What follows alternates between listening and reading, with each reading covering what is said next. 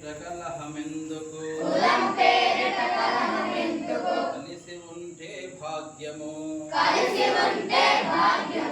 కాచపుండుల రేగుతున్నదే అంటరాని భావము రాజకీయపు పావు అయినది నిమ్న జన కులవాదము ఎన్ని చట్టములన్నగానే తొలగలేనిది దోషము అన్ని వైపుల పేద జనులకు జరుగుతున్నది మోసము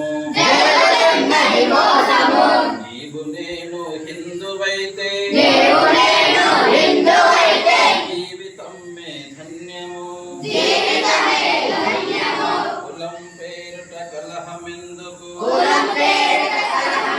కలిసి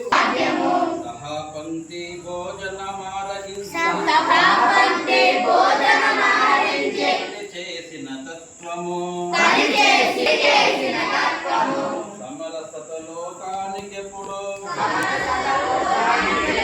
చాటినది హిందుత్వము శబరి ఎంగిలి ఆరగించిన రాముడేరా సాక్ష్యము అన్ని కులముల పూజలందిన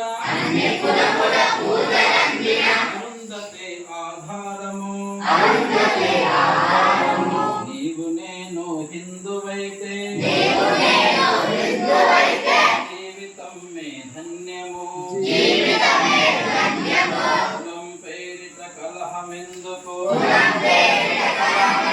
కలిసి ఉంటే భాగ్యము